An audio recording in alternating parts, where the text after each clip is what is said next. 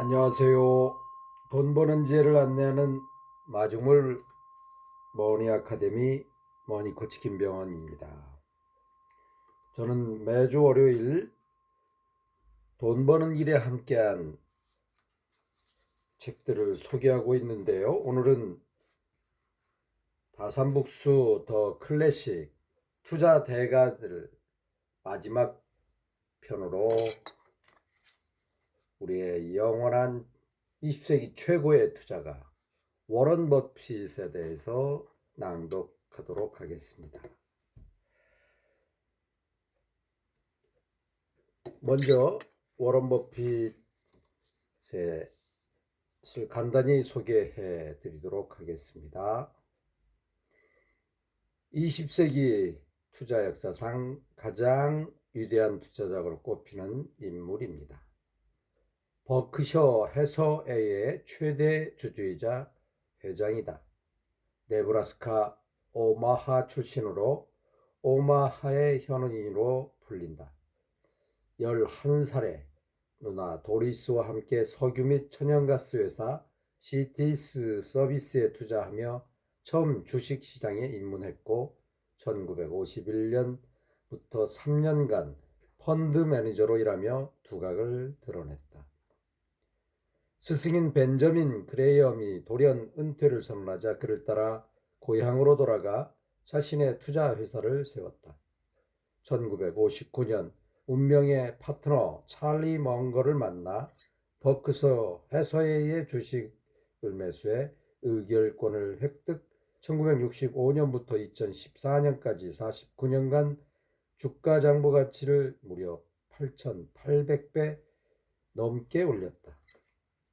이는 같은 기간 S&P 500 지수의 주가 장부 가치 증가율의 6,500%에 해당하는 수치로 여전히 장기 투자와 복리 투자의 전설로 회자되고 있다. 지금도 수많은 투자자와 대기업 회장들이 버핏을 만나기 위해 매년 오마하에서 열리는 버크셔 해서웨이 정기 주주총회를 찾고 있다.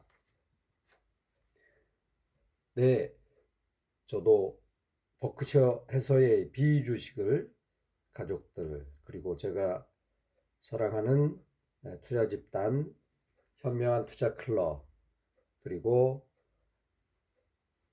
오남매 식구들 아책모의 몇 분들과 함께 원한다면 내년 5월 버크셔 해서웨이 주총에 참여할 계획으로 있습니다.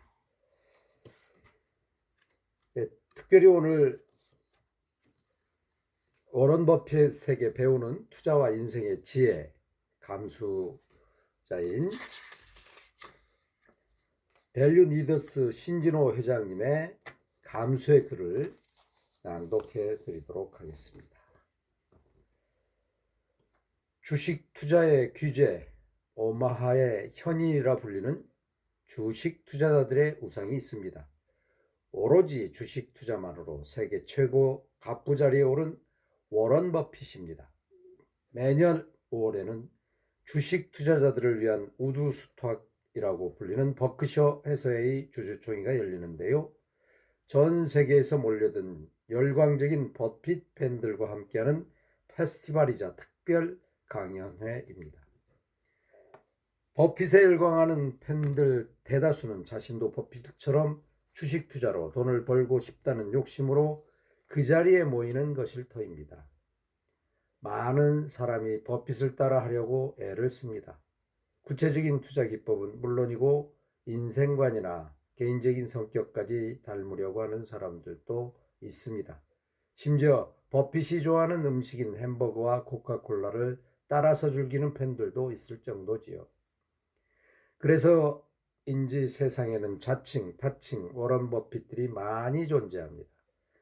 캐나다의 워런 버핏, 영국의 워런 버핏, 유럽의 워런 버핏, 중동의 워런 버핏까지 세계적으로 워런 버핏을 배출하지 않은 곳이 없을 정도입니다. 그런데 대체 그 수많은 워런 버핏들이 도대체 진짜 버핏의 어디를 닮았다는 건지 궁금합니다. 물론 이런 현상은 한국도 예외가 아닙니다. 신문 기사를 검색하다 보면 한국에 워런 버핏이란 수식어가 붙는 사람이 한둘이 아닙니다. 대부분은 재산이 많다는 의미로 붙여진 별명입니다. 하지만 재산의 규모만으로 워런 버핏을 정의하기엔 그는 너무 위대한 인물입니다. 그렇다면 워런 버핏은 어떻게 위대한 투자자의 전설이 되었을까요? 버핏이 금세기 최고의 투자자가 되기까지는 그에게 영향을 미친 인생의 책, 그리고 인생의 스승들이 있었습니다. 그리고 그것이 바로 이 시대의 투자자들과 사업가들이 이 책을 읽어야 하는 이유일 것입니다. 버핏은 타고난 사업가였습니다. 소매업을 하는 조부와 주식 중개업을 하는 부친의 DNA를 물려받은 것일까요? 버핏은 어려서부터 돈벌이에 집착했다고 합니다.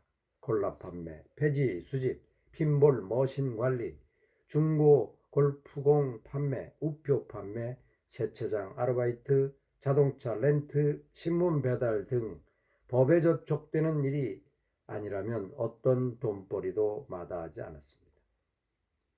부친의 영향을 받아 자신이 직접 번 돈으로 11살이라는 어린 나이에 생애 처음으로 주식 투자에 나서기도 했습니다. 버핏은 그렇게 번 돈으로 11살에 1200달러를 들여 16헥타르 약 5만 평 규모의 농장을 구입했습니다. 고등학교를 졸업할 무렵인 17살에는 저축금이 무려 9,000달러에 달할 정도였습니다. 그로부터 11년 후인 28살 때 지금까지도 버핏이 살고 있는 저택을 3만 1,550달러에 매입했다는 사실을 감안하면 9,000달러는 고등학생이 모으기에 결코 쉬운 금액은 아닙니다. 경험 삼아 해보는 아르바이트라면 몰라도 자식이 버핏처럼 허구한 날 돈벌이에만 집착한다면 그것을 가만히 두고 볼 부모가 한국에 있을까요? 우리의 관점에서는 매우 신기하고 낯선 일입니다. 심지어 버핏은 실질적인 돈벌이에 전혀 도움이 되지 않는 순수 이론만 가르친다는 이유로 대학 진학까지도 포기하려 했다고 합니다. 당시 교수의 월급 수준이 버핏의 수입보다 못했던 것으로 추정되는데요. 그런 교수가 자신에게 사업에 대해 가르칠 자격이 없다고 생각한 것이겠지요. 그러다가 버핏은 20살 무렵에 자신의 인생을 완전히 바꿔놓은 인생책을 만나게 됩니다. 바로 벤저민 그레이엄이 쓴 현명한 투자자입니다. 이 책을 만나기 전에는 버핏도 차트 분석에 빠져서 투자가 아니라 게임을 하고 있었지요. 이 책을 읽고 비로소 투자에 대한 진정한 의미를 깨달아 감동한 나머지 저자인 벤저민 그레이엄의 강의를 듣기 위해 컬럼비아 대학교 경영대학원에 전학합니다. 한때는 대학에 진학할 필요도 없다고 생각했는데 말입니다. 그레이엄에게서 이론과 실무를 모두 전수받은 버핏은 드디어 투자조합을 설립하며 독립에 나섭니다. 버핏의 투자조합은 1956년부터 1969년 동안 연 29.5%에 해당하는 엄청난 수익률을 기록했습니다. 같은 기간 다우지수가 고작 연 7.4%의 상승률을 기록한 것을 보면 비교할 수 없을 정도로 압도적인 성과였습니다. 하지만 1960년대 말 성장주 투자가 유행하면서 버핏의 투자 방식이 잘 통하지 않게 되었습니다. 심지어는 주가 지수에도 밀리고 말았습니다. 그러자 투자조합 파트너들은 버핏에게 투자 방식을 바꿔서 지금이라도 성장주에 올라타라고 압박하기 시작했습니다. 파트너들과의 갈등이 심화되자 결국 버핏은 투자조합을 해산하기로 결정합니다. 그러면서 파트너들에게 지금까지의 투자 자금을 현금으로 받아가든지 아니면 다른 투자 전문가를 소개받든지 그도 아니면 버크셔 해서의 주식으로 받아가든지 선택하라고 했죠.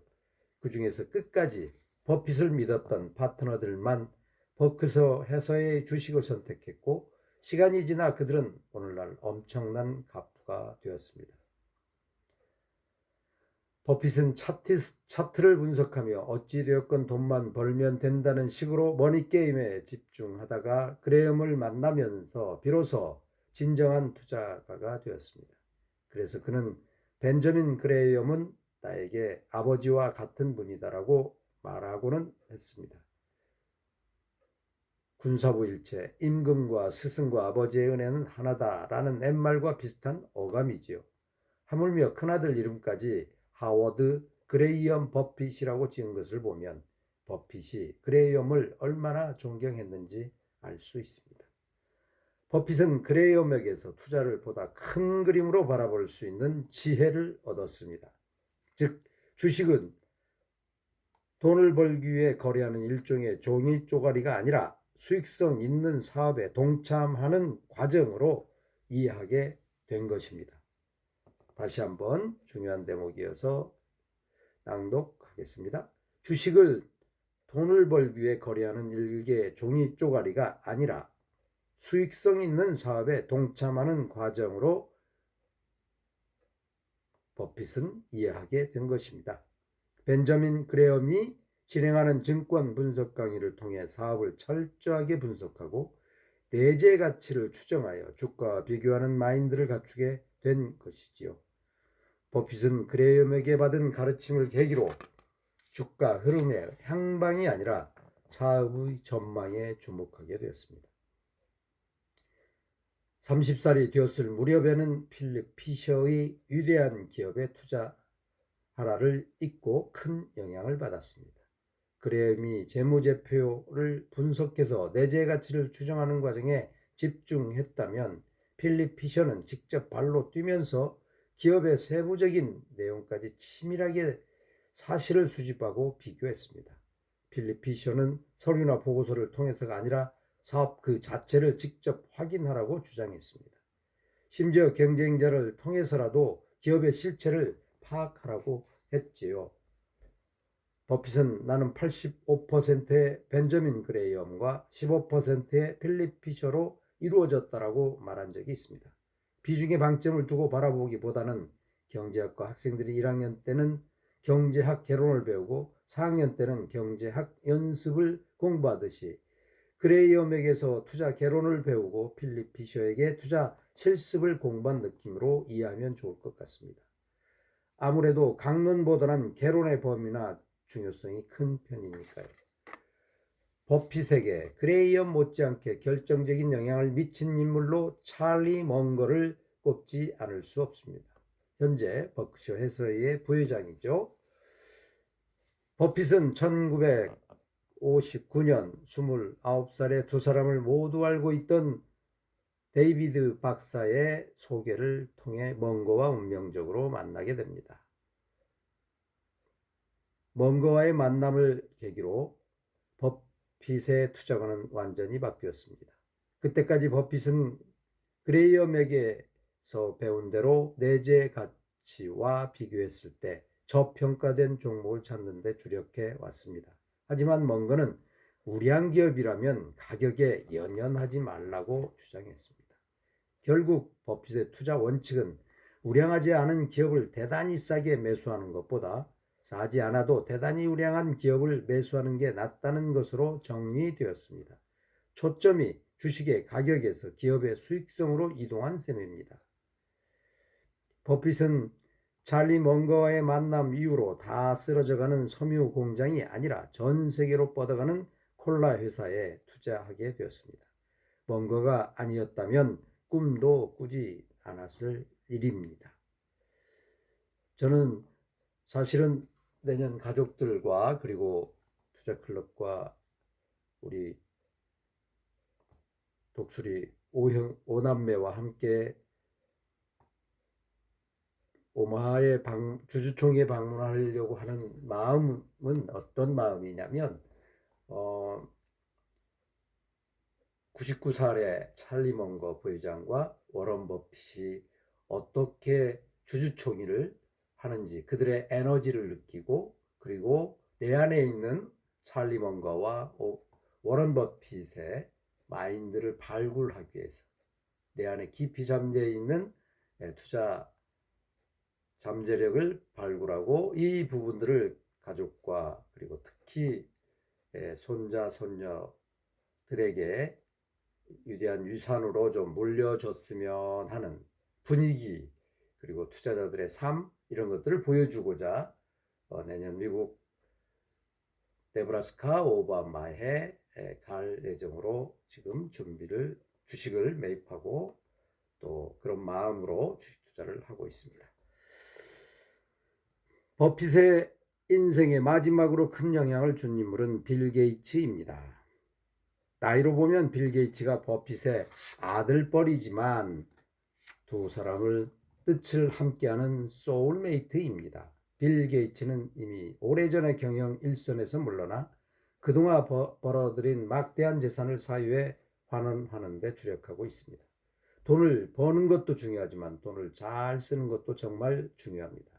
버핏은 돈을 잘 벌 자신은 있지만 빌 게이츠처럼 돈을 잘 쓸 자신은 없다고 스스로도 인정하고 있습니다. 버핏은 자신의 재산 99%를 기부하겠다고 발표했고 그중 대부분을 빌 게이츠가 운영하는 재단에 기부하기로 약정했습니다. 빌 게이츠가 운영하는 재단에 기부하기로 약정했습니다. 그리고 자신의 99%를 기부하겠다고 발표했고 세 자녀에게 300만 불 정도를 유산으로 남기겠다고 한 것으로 알고 있습니다. 버핏은 책과 사람을 통해 성공한 투자자가 되었습니다. 지금도 버핏은 누구보다도 많은 책을 읽고 누구에게든 배우려 하고 있으며 이런 자세를 취하는 것을 부끄러워하지도 않았습니다. 뭔가가 버핏은 학습 기계라고 혀를 내두를 정도지요. 버핏은 투자자의 능력 범위 안에서 투자하는 것을 매우 중요하게 생각합니다. 투자자의 능력 범위 안 중요한 부분인 것 같습니다. 최근에는 기술주인 애플에도 투자한 것을 보면 어느덧 90세를 바라보는 나이에도 그 능력 범위를 정확히 워런 버핏은 93세 28년생으로 알고 있습니다. 그 능력 범위를 확장하고자 아직도 부단히 노력하는 것으로 보입니다. 버핏에 대해 쓴 책은 매우 많지만 그 책마다 버핏의 모습이 조금씩 다르게 나타나는 이유도 버핏이 한 지점에 안주하지 않고 계속해서 성장하고 진화하기 때문일 것입니다. 많은 사람이 큰 돈을 벌고 싶다는 이유로, 성공하는 투자법을 배우고 싶다는 이유로 버핏에 관한 책을 읽습니다. 하지만 그보다도 더욱 중요한 것은 버핏이라는 위대한 인물이 어떻게 살아왔는지 살펴보고 그를 통해 투자를 넘어서 인생의 지혜를 배우는 것이라고 생각합니다. 버핏에게 그레이엄과 필립 피셔의 책이 그랬듯이 더 클래식 워런 버핏은 여러분들의 인생의 결정적인 이정표를 제시해주는 인생책이 될 것입니다. 밸류 리더스 회장 신진호의 감수의 글이었습니다. 다시 한번 제가 버크셔 해서웨이의 주주총회, 네브라스카 오바마의 저 주변의 가족들과 그리고 사랑하는 사람들과 함께 하고자 하는 취지를 다시 한번 말씀드리면 저는 그 분위기, 에너지, 그런 진동 주파수를 좀 내 안에 있는 것들을 끌어내고 그리고 우리 자녀 그리고 사랑하는 우리 투자 클럽들 독수리 오남매와 함께 그런 분위기를 내 안에 풍요, 부자의 기운 이런 것들을 좀 느껴보고 싶고 또 주주총회장의 99세, 94세의 우리 워런 버핏과 찰리 먼거의 열정을 좀 본받으려 가려고 하고 있습니다. 네, 워런 버핏의 투자 철학 중에 먼저 4가지 질적 기준 낭독하도록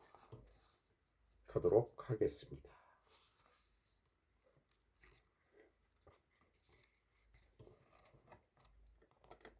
그 중에서도 매수를 결정하는 4가지 질적 기준 낭독하겠습니다.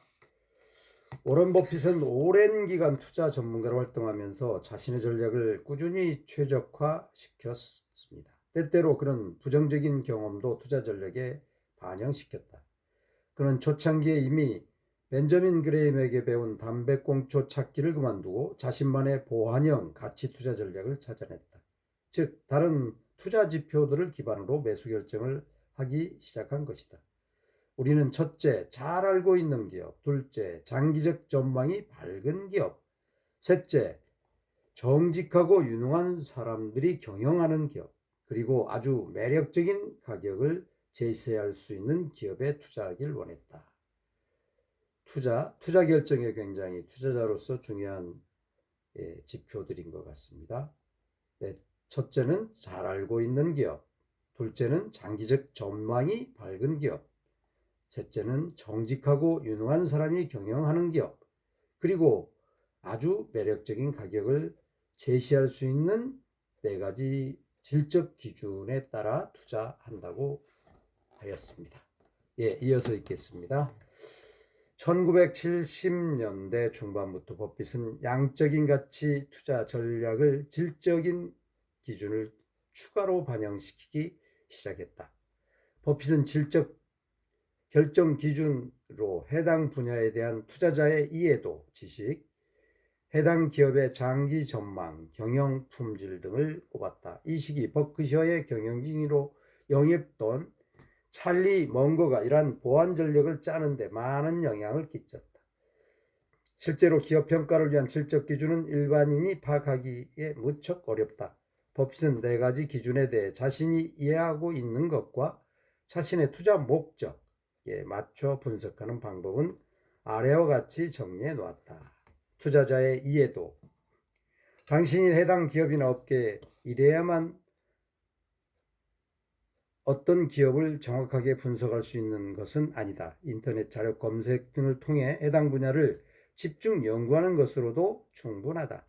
버핏은 여러분이 해당 기업이나 제품을 오래전부터 알고 있는 경우 기업 평가를 하는데 도움이 된다고 했다. 버핏은 자신이 기업을 파악하는 방법은 다음과 같이 설명했다. 먼저 나는 고객, 납품업체, 직원들과의 대화부터 시작한다. 내가 관심을 갖고 있는 분야라면 언제든 누구와도 대화를 한다. 석탄 관련 기업이라면 회사 주변을 돌아다니고 방문한다. 그리고 그 회사의 CEO에게 당신 회사를 제외하고 투자하고 싶은 기업이 있습니까? 라고 물어본다. 여기저기서 얻은 정보를 모으면 사업하는 법을 배울 수도 있다. 두 번째, 질적 기준인 장기 전망. 한 기업 혹은 업계의 장기 전망에 관한 정보를 얻고 싶다면 경제 전문지 기사나 사업 보고서, 인터넷 정보 검색 등을 참고하라. 세 번째 기준, 경영 품질. 경영 상태를 평가하려면 해당 기업의 인터넷 사이트에 들어가 경영자의 이력을 자세히 살펴보라. 사업 보고서를 보면 한 기업의 전반적인 상황을 알 수 있다. 여기서 여러분에게 줄 수 있는 실전 팁이 있다. 바로 4년 혹은 5년치 사업보고서를 연속으로 읽어보라는 것이다. 4, 5년치의 사업보고서를 연속으로 읽어보는 것이 좋은 경영 품질을 발견하는 데 중요할 것 같습니다. 해당 기업의 경영 목표는 무엇이고 다음의 실적은 어땠는가? 이를 통해 허황된 목표만 세우는 경영자를 가려낼 수 있다. 이런 경영자들은 목표만 크게 세워놓고 실제로 이루는 것은 거의 없다. 만약 소규모 투자라면 경영진과의 직접 만나는 것도 도움이 된다. 워런 버핏은 미국의 유명한 경영자들과 개인적으로도 친분이 두텁다. 네 번째 질적 기준, 가격. 앞장에서 다룬 투자 지표들을 꼼꼼히 조사해보면 가격이 얼마나 매력적인지 확인할 수 있다. 위에 네 가지 기준에 따라 투자를 한 사례가 버크셔 주주 서한에서도 언급했던 캐피털 시티스 주식 매수다. 버핏은 캐피털 시티스는 독특한 개성뿐만 아니라 탁월한 경영 능력을 갖춘 기업이다라고 말했다. 앞서 언급한 네 가지 기준을 자세히 살펴보면 버핏은 1977년과 1985년 미디어 기업 캐피털 시티스를 매수한 이유를 알 수 있다. 예. 캐피털 시티즈의 투자자 이해도, 경영 품질, 장기 전망, 매력적인 가격을 계속 얘기하고 있습니다. 네, 마지막으로 워런 버핏이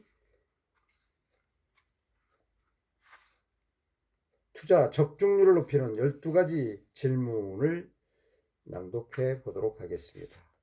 워런 버핏의 투자 적중률을 높이는 12가지 질문. 워런 버핏은 대체 어떻게 그토록 수많은 투자를 했음에도 큰 손실을 보지 않고 우수한 실적을 장기간 유지할 수 있었을까? 그는 어떤 주식 종목을 매수하기 전에는 반드시 다음 12가지 사항을 체크했다고 한다. 이 12가지 질문에 답하다 보면 무엇이 겉만 번지르한 맹탕인지, 무엇이 속이 알찬 진짜 투자 대상인지 저절로 구분이 될 것이다. 버핏은 수십 년이 넘는 오랜 기간 동안 이 질문들을 늘 옆에 두며 전문 투자자로 활약했다. 1. 기업의 기본적 분석 데이터, PBR, PCR, PER 이런 기본적 분석 데이터가 주식을 매입해도 될 정도로 매력적인가? 두 번째 질문, 지난 10년간 사업이 탄탄하게 진행되었는가? 매출 악화나 스캔들 등은 없었는가? 세 번째, 지난 5년간 사업 보고서를 읽고 비교해보라. 경영자는 사업 목표를 달성했는가? 네 번째, 내재 가치 대비 25% 이상 할인되어 안전 마진이 확보될 만큼 주가가 저평가되어 있는가? 예, 저는 요즘에 내재 가치, 안전 마진 확보 이 부분 25% 이상 할인되었는지에 대한 평가 기준을 좀 집중적으로 보고 있습니다. 다섯 번째, 당신이 투자하고 싶은 업계에 대해 잘 알고 있는가? 해당 기업의 제품 혹은 서비스를 잘 알고 있는가? 여섯 번째 질문, 사업보고서, 증시정보, 사업과정 등 투자 대상 기업의 경영에 대해 긍정적인 인상을 갖고 있는가? 일곱 번째, 언론에서는 투자 대상 기업 혹은 업계의 장기적 전망을 어떻게 평가하고 있는가? 여덟 번째, 투자 대상 기업의 제품 혹은 서비스가 투자자들에게 리스크가 큰 하이테크 분야에 속해 있는가? 워런 버핏은 하이테크 신기술에 대해서 좀 꺼려하는 편이죠. 아홉 번째 질문, 투자 대상 기업이 20년 후에도 남아있으리라 확신하는가? 열 번째, 투자 대상 기업이 경쟁에도 무너지지 않을 해자, 이를테면 브랜드 인지도나 규모의 우위, 특허, 시장 장악력 등의 해자를 보유하고 있는가? 굉장히 중요한 부분인 것 같습니다.